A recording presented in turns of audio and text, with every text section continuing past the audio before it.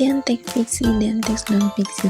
Teks fiksi adalah teks yang berisi cerita atau kisah yang bersifat imajinatif, diciptakan oleh penulis berdasarkan khayalan, kreativitas, atau rekayasa peristiwa. Walaupun dapat terinspirasi dari kenyataan, isi teks fiksi tidak harus benar-benar terjadi. Sedangkan teks non-fiksi adalah teks yang berisi informasi faktual atau berdasarkan kenyataan. Isi teks non-fiksi dapat dipertanggungjawabkan karena dibuat berdasarkan data, penelitian, pengalaman nyata, atau peristiwa aktual.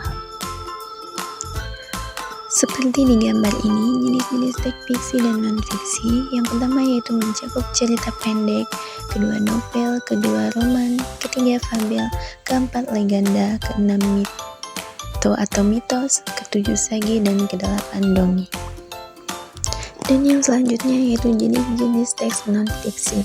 Gambar bisa kita lihat bahwa jenis-jenis teks non-fiksi terdiri dari 9. Yang pertama artikel, kedua esai, ketiga laporan, keempat biografi, kelima autobiografi, keenam feature, ketujuh jurnal ilmiah, kedelapan karya tulis ilmiah, yang kesembilan yang terakhir yaitu buku non-fiksi. Yang selanjutnya adalah ciri-ciri teks fiksi dan non-fiksi. Teks fiksi terdiri dari 4. Yang pertama mengutamakan imajinasi, kreativitas, dan unsur seni. Kedua memiliki unsur intrinsik seperti tokoh, alur, latar, tema, sudut pandang, dan amanat. Yang ketiga bahasa bersifat konotatif atau kiasan. Yang keempat tujuan utamanya untuk menghibur, menginspirasi, atau memberikan pesan moral. Yang selanjutnya yaitu teks non-fiksi terdiri dari 4 juga. Yang pertama mengutamakan fakta, data, dan objektivitas. Yang kedua bahasa cenderung denotatif, lugas, dan informatif. Yang ketiga tujuan utamanya memberikan pengetahuan, wawasan, atau penjelasan. Yang keempat struktur tulisan biasanya lebih sistematis dan logis. Yang selanjutnya yaitu struktur teks fiksi. Yang pertama yaitu orientasi, pengembangan tokoh, latar, dan situasi awal.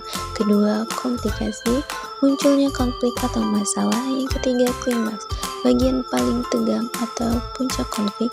Keempat, resolusi, biasanya penulis akan menunjukkan pada resolusi atau penyelesaian inti permasalahan.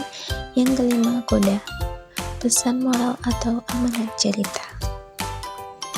Sedangkan struktur teks non-fiksi yang pertama yaitu judul, menunjukkan topik utama tulisan. Kedua, pendahuluan, latar belakang, tujuan, dan penggambaran umum topik. Ketiga, pembahasan atau isi, penjelasan utama berisi fakta, data, dan informasi. Keempat, kesimpulan, ringkasan, temuan, atau inti informasi. Kelima, yang terakhir, daftar pustaka, sumber referensi yang digunakan. Yang berikutnya yaitu unsur teks fiksi memuat 2 unsur. Yang pertama unsur intrinsik dan unsur ekstrinsik. Unsur intrinsik memuat tema, tokoh, alur, latar, sudut pandang, amanat, dan gaya bahasa.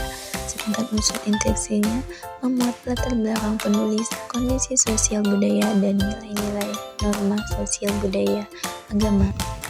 Sedangkan unsur teks non-fiksi yang pertama yaitu ada unsur pembangun yang terdiri dari fakta, informasi, data, dan dapat dibuktikan, data, angka, tabel, grafik, opini, objektivitas. Yang kedua unsur kebahasaan yang memuat bahasa denotatif. Kelima, efektif, istilah atau terminologi. Yang ketiga yaitu unsur penunjang yang memuat struktur sistematis dan referensi.